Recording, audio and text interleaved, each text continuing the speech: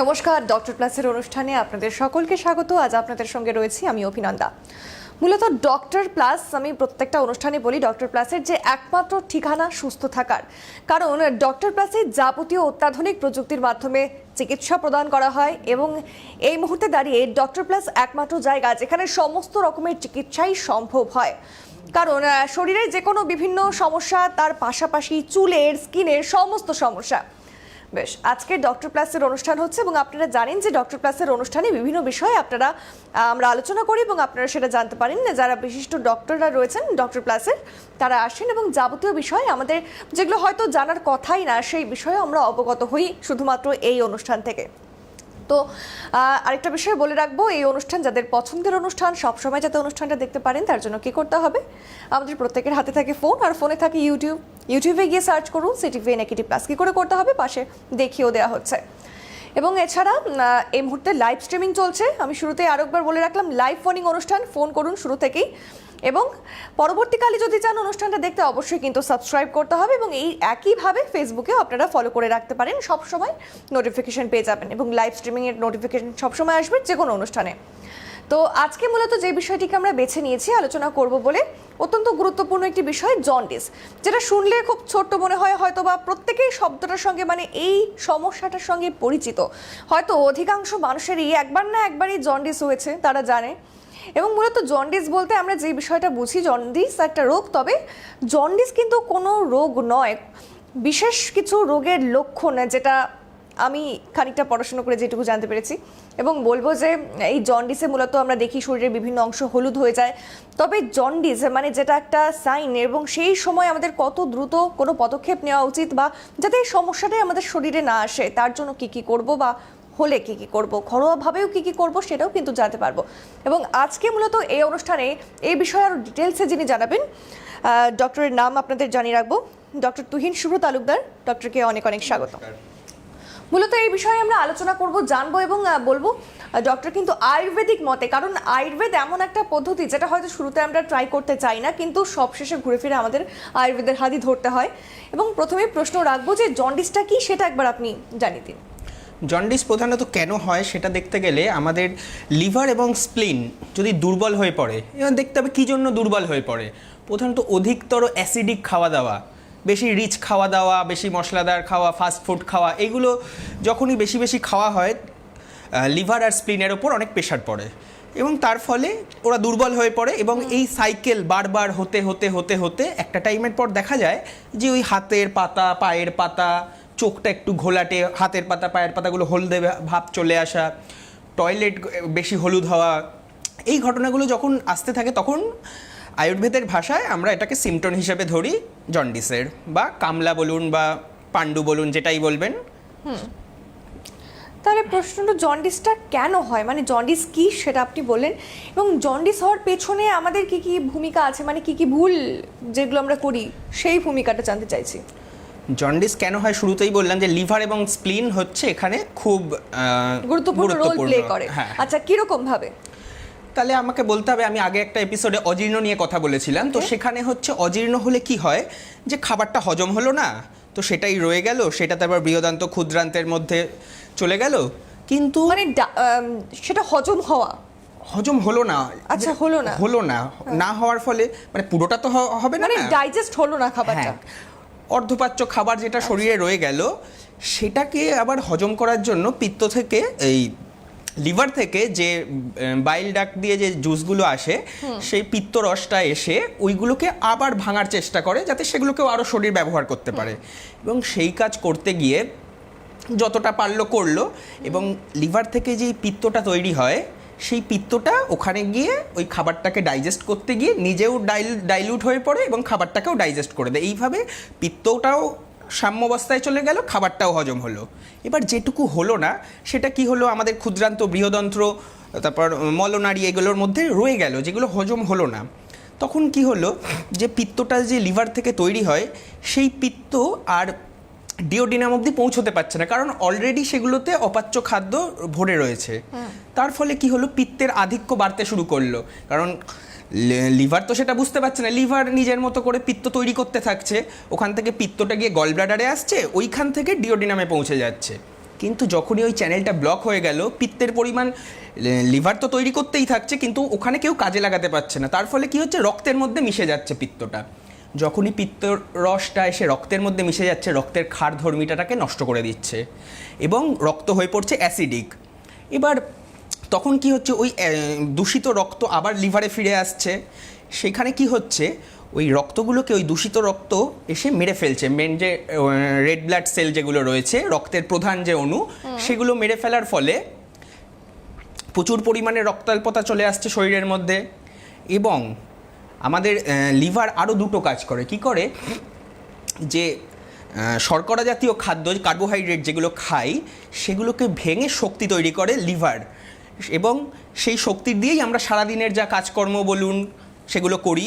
এবং যেটুকু দরকার লাগলো না সেটা লিভার জমিয়ে রাখে নিজের মধ্যে আপৎকালীন অবস্থায় ব্যবহার করার জন্য। হঠাৎ করে আপনার ধরুন ছুটতে দরকার হলো, বা ধরুন কোনো একটা ভারী কিছু তুলবেন, এই রকম কাজের ক্ষেত্রে ওই গ্লুকোজগুলোকে রিলিজ করে লিভার। এবার যেই রক্তের মধ্যে আরবিসিগুলো নষ্ট হতে শুরু করলো, ফলে লিভারের ওপর প্রেশার বেড়ে গেল। তো তখন লিভার, স্প্লিন এরা কাজকর্ম ঠিকভাবে করতে পারলো না, এবং তার ফলে এই যে অ্যাসিড হয়ে যাওয়ার ফলে যে রক্তর সেলগুলো যখন মারা যাওয়া শুরু হলো, লিভারের আরও একটা কাজ হচ্ছে, যেমন রক্ত তৈরি করা, যেরকম এই পিত্তরস তৈরি করা, সেরকমই হচ্ছে শর্করা জাতীয় খাদ্যকে ভেঙে গ্লুকোজের চেঞ্জ করা।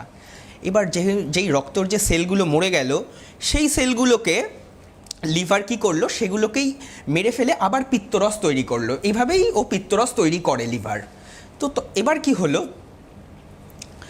যেহেতু প্রচুর পরিমাণে রেড ব্লাড সেল মরে যাচ্ছে, লিভার দেখছে যে ওখানে প্রচুর পরিমাণে ওর কাছে জমে যাচ্ছে ডেড সেলগুলো, তো সেই সেলগুলোর থেকে লিভার আরও প্রচুর পরিমাণে পিত্তরস তৈরি করতে শুরু করলো।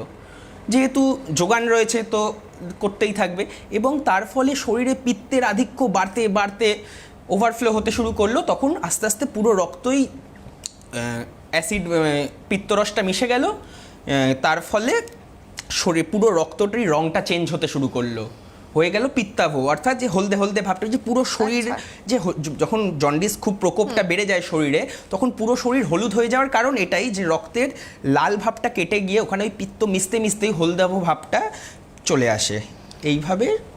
আচ্ছা, অবশ্যই। আমি আরেকটা বিষয় বলে রাখি দর্শকদের উদ্দেশ্যে, এই মুহূর্তে লাইভ ফোনিং অনুষ্ঠান চলছে, এবং আয়ুর্বেদের কাছে যেহেতু সব কিছুর উত্তর থাকে সমস্ত প্রশ্নের, যে কোনো সমস্যার, তাই আমরা আলোচনা করছি জন্ডিস নিয়ে। তবে আপনারা জন্ডিস ছাড়াও যদি কোনো প্রশ্ন থেকে থাকে তাহলে কিন্তু ফোন করতে পারেন।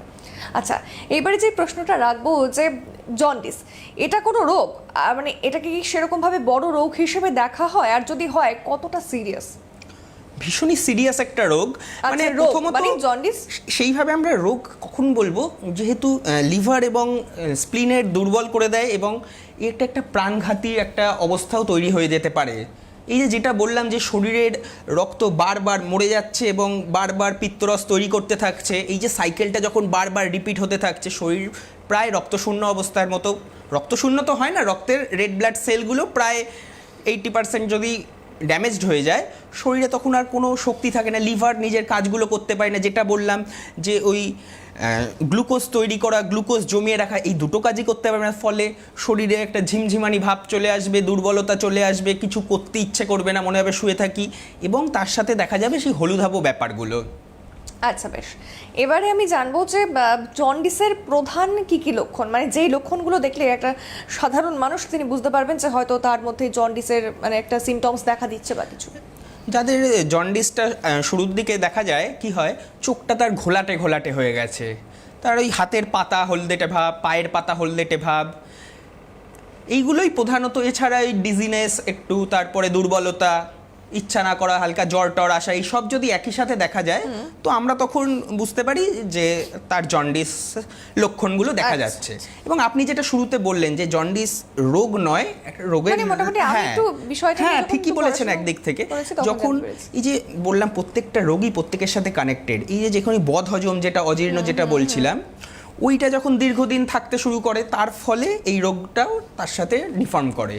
এবার লিভার তো প্রচন্ড একটা গুরুত্বপূর্ণ অর্গান না, যেটা বললাম আপনি বলছেন একদমই, যে একদমই। কতটা ভয়ঙ্কর এই রোগটা, সেইটা বলতে শুরু করলে এই যখন পিত্তরস, যেটা বললাম যে চক্রবৃদ্ধি আকারে বাড়তেই থাকছে, মানে একটার বারবার সাথে একটা সেল interconnected। বারবার সেল মরছে, তত লিভার পিত্তরস তৈরি করছে, তত রক্তে মিশে যাচ্ছে পিত্ত, আবার রক্তকে, মানে একটা এন্ডলেস সাইকেল এটা।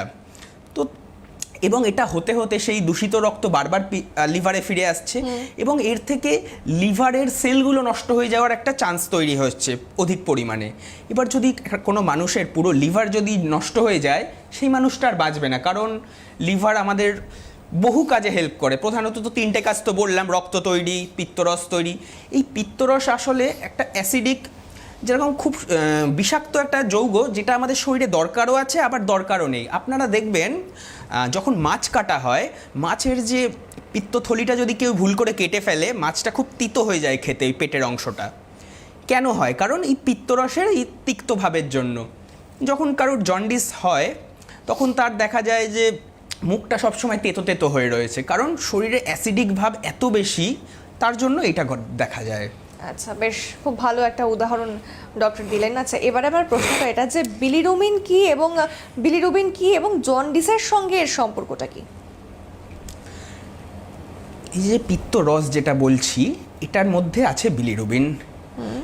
এই বাইল ডাক্টের মধ্যে থেকে এই যে পিত্তরস যেটা আসে, এটা এখানে রঞ্জক পিত্ত থাকে আমাদের শরীরে, সেই রঞ্জক পিত্তেরই একটা অংশ হচ্ছে বিলিরুবিন। বিলিরুবিনের জন্যই আমাদের এই যে হলদেটে ভাব, এই যে পটির কালার হলুদ হয়, এটার কারণ হচ্ছে বিলিরুবিন, যে ওটার মধ্যে বিলিরুবিন এসে মেশে। ওই যে আপনাকে বললাম যে অজীর্ণ বা অর্ধজীর্ণ খাদ্যকে শেষ চেষ্টা করে একবার লিভার এসে হজম করানোর, সেই সময় ওই শেষ চেষ্টা করার সময় ওই যে বাইল ডাক্ট থেকে পিত্তের রস এবং প্যাঙ্কিয়াটিক জুস একসাথে এসে মিশে ওটাকে আরও একবার চেষ্টা করে, সেই সময় ওইখানে ওই বিলিরুবিনটা থাকে, তার ফলে মলের কালার ইয়েলোইশ হয়। আচ্ছা, জন্ডিসের প্রধান ঝুঁকিগুলো কি কি? জন্ডিস হলে পরে কি কি ঝুঁকি থাকে? প্রাণহানির ঝুঁকি থাকে কিছু কিছু ক্ষেত্রে অধিক, যেমন কোন ক্ষেত্রে? কেউ ধরুন ট্রিটমেন্টের মধ্যে গেল না, বা ধরুন তার শরীরের ইমিউনিটি পাওয়ার কম, আচ্ছা, তাকে তখন রোগগুলো তাড়াতাড়ি অ্যাটাক করবে। তার ফলে কি হচ্ছে, ওই যে যেটা বললাম, লিভার প্রত্যেকটা সেল যদি ওই বাইল ডাক্টে ওই পিত্তরসের মিশ্রিত রক্তের জন্য যদি পুরো লিভারটা নষ্ট হয়ে যায়, একটা মানুষের লিভার হচ্ছে প্রচণ্ড এসেনশিয়াল একটা অঙ্গ। খাওয়া দাওয়া বলুন, বা ধরুন আপনার অন্য একটা রোগ হয়েছে, আপনি ওষুধ খাচ্ছেন, সেই ওষুধও যে শরীরে কাজ করবে তার জন্যও লিভারের দরকার, সেই ওষুধটাকেও হজম করে সাহায্য করে লিভার। এবার যদি লিভারই আপনার শরীরে ঠিক না থাকে, তাহলে না তৈরি হলো রক্ত, না খাবার হজম হলো, না তৈরি হলো পিত্তরস, পুরো শরীরটা আস্তে আস্তে ঝিমিয়ে পড়বে, দুর্বল হয়ে যাবে, উঠতে ইচ্ছা করবে না, মাথা ঘুরবে, শরীর আরও হলদেটে হয়ে যাবে। মানে সেটা গিয়ে একটা সময় গিয়ে প্রাণহানির মতো ঘটনাও ঘটতে পারে। আচ্ছা, আমি দর্শকদের জন্য আরেকবার বলে দেবো যে এই মুহূর্তে সরাসরি কথা বলুন বলে একদম এখানে একটা নাম্বার যাচ্ছে, দেখুন এই নাম্বারে ফোন করুন। এবং আজকে জন্ডিস নিয়ে কথা বলছি, যদি এরকম কোনো সিমটমস আপনাদের থেকে থাকে তাহলে ফোন করতে পারেন আরও বিস্তারিতভাবে জানার জন্য। এবং এর পাশাপাশি যদি এছাড়াও অন্য কোনো সমস্যা হয়ে থাকে সেই বিষয়েও কিন্তু ফোন করতে পারেন। অনেকটা সময় কেটে গেছে, আর খানিকটা সময় রয়েছে, ডক্টর রয়েছেন এবং অনেকটা ভালো মতো আপনাদের গাইড করে দিতে পারবেন। এবং এবারে যে প্রশ্নটা রাখবো, যে এরকমটা শোনা যায় যে ভাইরাল হেপাটাইটিস জন্ডিস সৃষ্টি করতে পারে, যদি সেটা হয় তাহলে সেটা কিভাবে করে? হেপাটাইটিস হলে কি হয়, যে লিভারের গন্ডগোলটা শুরু হয়। আমি শুরুতেই বললাম যে এই জন্ডিস কেন হয়, লিভার এবং স্প্লিনের দুর্বলতা, মানে ঠিক করে কাজ করতে পারছে না। তো হেপাটাইটিস হলে, হেপাটাইটিস তো একদম লিভারকে আক্রমণ করে, তো তাই জন্য লিভার দুর্বল হয়ে পড়ে, তার ফলে আস্তে আস্তে জন্ডিসটা ফর্ম করতে শুরু করে ধীরে ধীরে। এবং যদি সঠিক সময়ে ট্রিটমেন্ট না নেওয়া হয়, এটা খুবই এক প্রাণঘাতী রোগ। তো যদি কারোর সিমটম দেখা যায়, অবশ্যই ডাক্তারের সাথে পরামর্শ নিন, যোগাযোগ করেন, চিকিৎসার মধ্যে আসুন। আর একটা বিষয় শোনা যায় যে অতিরিক্ত মদ্যপান জন্ডিসের একটা বিষয়, কেন আর সেই ক্ষেত্রে কি করা উচিত? লিভার, আপনারা সবাই জানেন যে মদ্যপান করলে সেটার এফেক্ট পুরোটাই লিভারের ওপর পড়ে।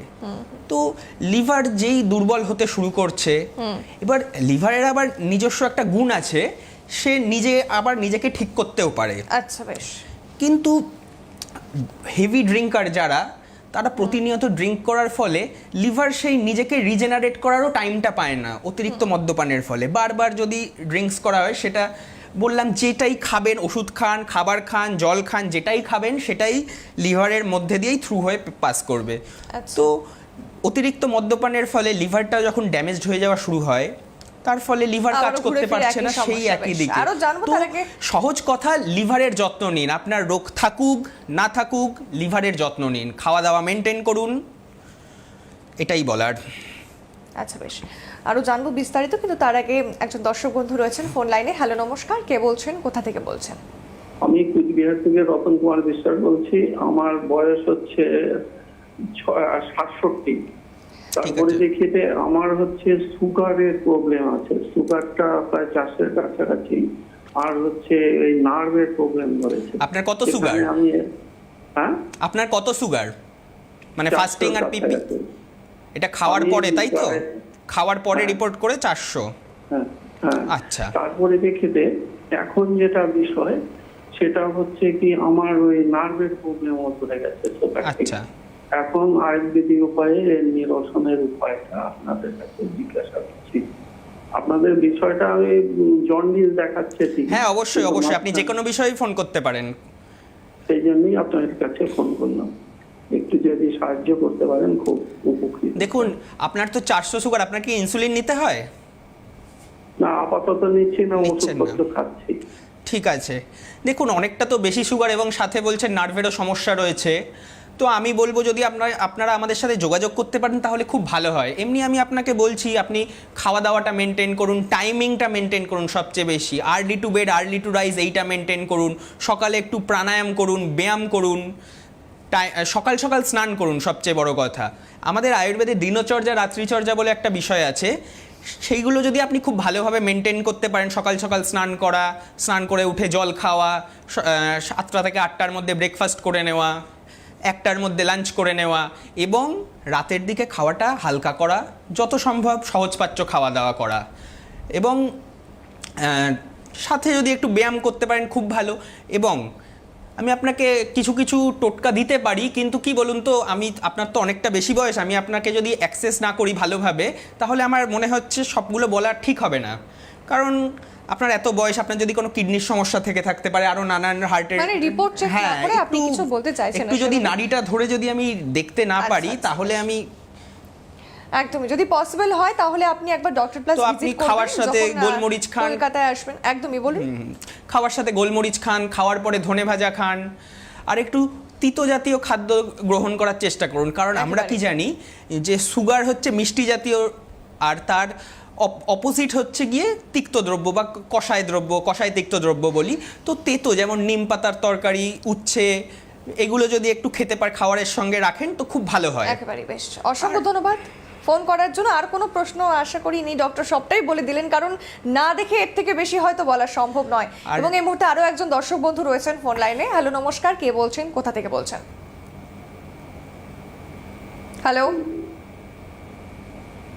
বলুন। ফোনটা কেটে গেছে। আমি বলবো যিনি ছিলেন ফোন লাইনে আরেকবার চেষ্টা করুন, আর খানিকটা সময় রয়েছে, অনুষ্ঠান চলবে, তো তার মাঝে কোনো প্রশ্ন থাকলে অবশ্যই জানাতে পারেন। আর উনি যে বললেন নার্ভের সমস্যা রয়েছে, তো সেটারও আমাদের কাছে খুব ভালো ট্রিটমেন্ট আছে, কিন্তু এই যদি একটু সামনে থেকে না দেখে, নইলে না প্রেসক্রাইব করাটা খুবই মুশকিল। এমনি আমি বলতে পারি আপনি একটা লিভারের ওষুধ খেতে শুরু করতে পারেন, একটা পায়খানা পরিষ্কারের ওষুধ, একটা অ্যান্টাসিড যেমন আরোগ্যবর্ধনী বটি, তারপরে পঞ্চশকার চূর্ণ, এগুলো যদি খেতে শুরু করেন, আর তার সাথে সুগারের জন্য আর কিছু ওষুধ আছে, সব তো আমি এখানে বলতে পারছি না, তবে একেবারে, মানে না দেখে যতটা বলা হ্যাঁ, সম্ভব হ্যাঁ। ডক্টর ততটাই বলে দিলেন। এবার বাকিটা আপনাদের ওপর। আপনারা যদি চান ডক্টর প্লাসে আসতে পারেন বিরাটিতে, এবং নিচে সমস্ত ডিটেলস দেওয়া রয়েছে, দেখুন নিচে যাচ্ছে সমস্ত ডিটেলস, এখানে ফোন করে আরো বিস্তারিতভাবে জানতে পারবেন যা যা প্রশ্ন রয়েছে। বেশ, আরেকটা বিষয়, আমি যখন একটু রিসার্চ করছিলাম এই ব্যাপারটাতে, একটু পড়াশোনা করছিলাম আজকে এপিসোডটার জন্য, তো সেক্ষেত্রে আমি তখন দেখলাম যে পিওনারিতে বাধা সৃষ্টি হলে কিভাবে জন্ডিস হয়, মানে এই বিষয়টা একটু আমার প্রশ্ন রয়েছে। বলুন কোনটা বলছেন? পিত্তনালীতে? হ্যাঁ হ্যাঁ, পিত্তনালীতে, এটা আমি জানবো। তার আগে একজন দর্শক বন্ধু রয়েছেন ফোন লাইনে। হ্যালো, নমস্কার, কে বলছেন, কোথা থেকে বলছেন? হ্যাঁ, আমি কুচবিহার থেকে বলছি। আপনার নাম আর বয়সটা বলুন।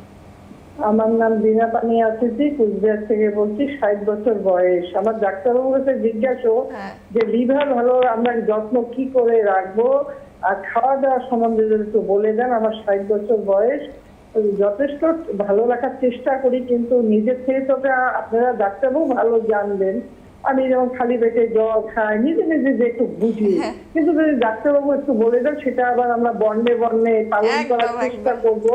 তা আমাদের তো বয়স বাড়ছে, এ পর্যন্ত কোনো হয়নি, ট্রাবল হয়নি, কিন্তু যাতে ভবিষ্যতেও ভালো থাকতে পারি, সুস্থ থাকতে তো সবারই ইচ্ছা করে। যদি একটু খাওয়া দাওয়া সম্পর্কে বা কিভাবে যত্নটা, পেশার যত্নটা তো বুঝতে পারছি না। আমরা তো আর ডাক্তার নয়, এমনি যেটুকু বুঝি একটু করছি। হ্যাঁ, ঠিক আছে। কিন্তু, ডাক্তারবাবু যদি বলে দেন সেটা বেশি ভালো হয়, গুরুত্ব দিয়ে মেনে চলবো। আচ্ছা আচ্ছা, আপনি শুনুন ডক্টর কি বলছেন। খুব সহজ সহজ সাধারণ কারণ যেগুলোকে আমরা নেগলেক্ট করি, সেই কারণগুলোই পরে আমাদের বৃহত্তরভাবে রোগ সৃষ্টির কারণ হয়ে দাঁড়ায়। যেরকম ধরুন টাইমলি না খাওয়া দাওয়া করা, রাতে ঠিকভাবে না ঘুমোনো। হ্যাঁ। এই ঘুমটা কিন্তু প্রচণ্ড এসেনশিয়াল। দেখা যায় যাদেরই কিছু না কিছু রোগ রয়েছে তাদের রাতের ঘুমটা খুব একটা ভালো হয় না। একদম। তো রাতের ঘুম ভালো করা প্রথমে দরকার। Early to bed and early to rise, এটা আমাদের কবিতাতেই আছে। তো একটু চেষ্টা করতে হবে তাড়াতাড়ি ঘুমানোর, তাড়াতাড়ি ভোর ভোর ঘুম থেকে ওঠা। আয়ুর্বেদ মতে বলে ঘুম থেকে ওঠা উচিত ব্রহ্ম মুহূর্ত। কখন? যখন সূর্য উঠবে সেই সময় ওঠার কথা বলা হয়। বাদ দিন সেই কথা, আপনি সকাল সকাল ঘুম থেকে উঠুন, উঠে একটু প্রাণায়াম করুন, অনুলোম বিলোম, কপালভাতি। আপনি এগুলো ইউটিউব বা কোথাও সার্চ করবেন, পেয়ে যাবেন কিভাবে বিস্তারিত করতে হয়। ইন্টারনেটেই পাওয়া যায়। হ্যাঁ হ্যাঁ, আপনি এইগুলো করুন। তারপর প্রথম কাজ হচ্ছে আপনার পায়খানা বাথরুম করেই স্নান করে নেওয়া। যত সকাল সকাল স্নান করবেন তত বেশি সূর্য শক্তি, কারণ 12টার পর থেকে সূর্য আমাদের থেকে দূরে সরে যায়। তো 12টার মধ্যে যারা স্নান করে নেয় তার ফলে কি হয়, সূর্যের রেটা আমাদের শরীরে ভালোভাবে নখের মধ্যে দিয়ে একেবারেই। সূর্য শক্তি ভালোভাবে আমাদের শরীরে অ্যাবজর্ব করতে পারে, ফলে ইমিউনিটি অনেক স্ট্রং হয়। মানে এই সমস্ত কাজগুলো বাড়িতেই যদি করা যায় তাহলে এগুলো পরে যার রোগ নেই তারও করা উচিত, একদম, নিয়মগুলো একদম। মেনটেন করা উচিত। মানে নিজের লাইফস্টাইলটা নিজেকেই মেনটেন করতে হবে। বেশ, অসংখ্য ধন্যবাদ ফোন করার জন্য। আপনি দেখতে থাকুন এবং আরো অনেক সাজেশনস পাবেন। এই মুহূর্তে আরো একজন দর্শক বন্ধু রয়েছেন ফোন লাইনে। হ্যালো, নমস্কার, কে বলছেন, কোথা থেকে বলছেন? হ্যালো হ্যালো, হ্যালো, আমি অনেক বলছি কোথা থেকে? পশ্চিম মেদিনীপুর ডেবরা, ওকে ওকে, ফাইন। আপনার বয়সটা বলুন। 42। 42। কি সমস্যা, কি জানতে ফোন করেছেন? আমি জানতে চাইছি যে আমার যে লিভার ভালো রাখতে গেলে কি সব সবজি শাকসবজির মধ্যে খেলে ভালো হয়। আচ্ছা, কি ঠিক আছে। শাকসবজি স্পেসিফিক্যালি ঠিক আছে। এই বিষয়টা একটু, হ্যাঁ বলুন।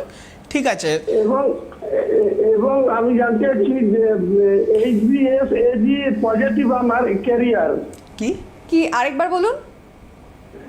HbAg মানে হেপাটাইটিস বি এর যেটা। আচ্ছা আচ্ছা, আপনার হেপাটাইটিস বি পজিটিভ। আচ্ছা, তো দেখুন আপনার যখন এইরকম কন্ডিশন, তো আপনাকে ট্রিটমেন্টের মধ্যে আসতে হবে। আমি যেগুলো বলছি টিপস বলুন, যা বলবেন, সেগুলো হচ্ছে সাধারণ মানুষের জন্য একটা প্রিজারভেটিভ হিসেবে কাজ করে। কিন্তু আপনার যখন হেপাটাইটিস বি হয়ে গেছে, তো আপনাকে একটু ডাক্তারের সাথে যোগাযোগ করা খুবই দরকারি, এবং ফেলে রাখবেন না। এগুলো খুবই পরে আরও ডেঞ্জারাসভাবে চলে আসতে পারে। তো যোগাযোগ করুন। এবং আপনাকে আমি তাহলে যেটা বলছিলাম, আমি যে সকাল আগের জনকে যেটা বলছিলাম ওখান থেকেই কন্টিনিউ করি। তো সকাল সকাল স্নান করুন। স্নানের সময় পারলে হাতে এবং পায়ের তলায়, নাভিতে, নাকে, কানে সর্ষের তেল দেওয়ার চেষ্টা করুন। দিয়ে বসে চান করুন। চান করে উঠে প্রথম কাজ হচ্ছে 1 গ্লাস জল খাওয়া। যদি আমরা এই 1 গ্লাস জল খাই তাতে আমাদের প্রচুর বেনিফিট। চান করে ওঠার পরে আমরা শরীর থেকে সবসময় একটা ভেপার বেরোয়। শীতকালে আমরা দেখি যে মুখ থেকে হাওয়া ছাড়লে যে একটা ভেপার কাইন্ড অফ বেরিয়ে আসে। তো সেটা গরমকালে আমরা দেখতে পাই না, কিন্তু আমাদের মুখ থেকে সারাক্ষণই বেরোচ্ছে। তো এইটাই আমাদের উষ্ণবায়ু মাথায় পৌঁছে যায়, এবং আমাদের যে টেনশন বলুন, যেগুলো বলুন, সব এগুলোর জন্যই তৈরি হয়। তো আমরা যদি এই বায়ুটাকে যদি মাথায় উঠতে না দেই, যে স্নান করে এসে জল খাই, তো ওই বায়ুটা কনডেন্স ওয়াটার আকারে বেরিয়ে যায়। এরপর খাওয়া দাওয়া যেটা বলছিলাম, 1টার মধ্যে খাওয়া দাওয়া কমপ্লিট করুন, এবং চেষ্টা করুন একটু লাইট খাওয়া দাওয়া করার। একদমই, আমরা আরো বিস্তারিতভাবে ডক্টর আলোচনা করবেন। আপনি দেখতে থাকুন। অসংখ্য ধন্যবাদ ফোন করার জন্য। আজকে সময়ও খানিকটা শেষ হয়ে এসেছে এবং আরো একজন দর্শক বন্ধু রয়েছেন ফোন লাইনে। হ্যালো, নমস্কার, কে বলছেন, কোথা থেকে বলছেন? হ্যালো হ্যালো, আপনার নাম, কোথা থেকে বলছেন, আর বয়সটা বলুন। জয়নাল মোল্লা। আপনার বয়স? আমার বয়স হচ্ছে 75। আচ্ছা, কি সমস্যা বলুন। সমস্যা কিন্তু হাতে তো খুব ব্যথা, উঠতে গেলে লাগছে, লাগছে একটু। হাঁটুতে আচ্ছা ব্যথা। বেশ, দেখতে থাকুন ডক্টর। প্রত্যেকদিন আপনাকে একটু ওই তেল মালিশ করুন, সেঁক দিন, সেঁক দেওয়ার পরে তেল মালিশ করুন রাতে ঘুমানোর আগে, এটা কন্টিনিউ করুন। এবং সাথে যদি একটু আয়ুর্বেদিক ট্রিটমেন্টের মধ্যে আসতে পারেন তাহলে 6 থেকে 1 বছরের মধ্যে অবশ্যই আপনার ব্যথা বেদনা কমে যাওয়ার, এটা আমি বলতে পারি। একদমই, কিন্তু বেশ। একটু ট্রিটমেন্টের মধ্যে আসতে হবে, ব্যথা বেদনার ব্যাপার তো। একদমই, অসংখ্য ধন্যবাদ ফোন করার জন্য। এবং এবার একটু ট্রিটমেন্ট নিয়ে আলোচনা করি। আমরা রোগের হ্যাঁ। ব্যাপারে অনেক আলোচনা করেছি, তো এটা কি ট্রিটমেন্ট, মানে ট্রিটমেন্ট তো অবশ্যই যাব, কিন্তু তার আগে কি টেস্ট যেটা করলে পরে বোঝা যাবে জন্ডিস হয়েছে বা কিছু? টেস্ট না করলেও যখন জন্ডিস অতিরিক্ত হয়ে যাবে, ওই যে শরীরের অতিরিক্ত না হলে কি করে বোঝা যাবে? অতিরিক্ত না হলেও প্রথমেই তো বললাম যে ওই চোখটা ঘোলাটে ঘোলাটে, না, অনেক সময় তো আমরা ইগনোর করে যাই, কিন্তু এর সাথে ঠিক ধরুন এরকম একটা পেশেন্ট আপনার কাছে গেল, তো সেক্ষেত্রে প্রথম হয়েছে, তো সেক্ষেত্রে ওটাকে একদম শিওর হওয়ার জন্য কি পরীক্ষা তাকে দেওয়া হবে? প্রথমে তো আমি দেখবো যে তার নাড়ি ধরে পাবো যে তার একদম খিদে হচ্ছে না। মানে নাড়ি ধরে ওটাও বোঝা যাবে? হ্যাঁ, নাড়ি ধরে আমি অনেক কিছু মোটামুটি বুঝতে পারি, তার মধ্যে হচ্ছে যে খিদে হচ্ছে কি হচ্ছে না, অ্যাসিডিটি শরীরে কীরকম রয়েছে, এগুলো তো আমি বুঝতেই পারি। এছাড়া এবার যদি আমরা লিভারের জন্য লিভার ফাংশন টেস্ট করতে দেব, যে লিভারের কীরকম কি ফাংশনটা রয়েছে, ওখানে দেখলেই টেস্ট থেকে আমরা সবই বুঝতে পারবো যে বিলিরুবিন কীরকম পরিমাণে রয়েছে, কি বাকিগুলো যা যা রয়েছে, লেফটি করলেই সব বোঝা যায় প্রধানত। আচ্ছা, বুঝতে পেরেছি। তো যখন সেটা ধরা পড়লো যে তার হয়েছে জন্ডিস, সেক্ষেত্রে ট্রিটমেন্টটা তাদের জন্য কি হয়? যাদের সদ্য হয়েছে, মানে অনেকটা দিন হয়ে যায়নি তাদের ক্ষেত্রে, বা যাদের অনেক দিন হয়ে গেছে অনেক পরে বুঝতে পারছে, তাদের ক্ষেত্রে কীরকম? প্রথমেই যেহেতু লিভারের গন্ডগোল, তো প্রথমেই তাকে একটা লিভারের ওষুধ খাওয়ানো হবে। এবং তার সাথে যে পিত্তরস অতিরিক্ত হয়ে যাচ্ছে, তো অ্যাসিডিটি শরীরে প্রচুর থাকবে, খুবই উগ্র ভাব থাকবে শরীরের মধ্যে, তো সেই জন্য একটা অ্যান্টাসিড জাতীয় আয়ুর্বেদিক ওষুধ দেওয়া হবে। এবং পায়খানা পরিষ্কার, ওই যে বললাম অজীর্ণ হলে যে মলটা যেটা জমে থেকে যাচ্ছে, বেরোতে পারছে না, তার জন্যই হচ্ছে গিয়ে এই পিত্তরসের আধিক্যটা তৈরি হচ্ছে। তার ফলে আমাদের ট্রিটমেন্টের জন্য পায়খানাটা পরিষ্কার যেই হয়ে যাবে, মাউথ টু রেকটাম যেই আমাদের ক্লিয়ার হয়ে যাবে, তখনই আমাদের লিভার আস্তে আস্তে কাজ করা শুরু করবে। এবং আমি শুরুতেই বলেছি যে লিভারের একটা নিজস্ব রিকভারি অ্যাবিলিটি আছে, তো তার ফলে সে নিজেকেও রিকভার করছে। এছাড়া আমরা বাইরে থেকে লিভারের ওষুধ খাচ্ছি।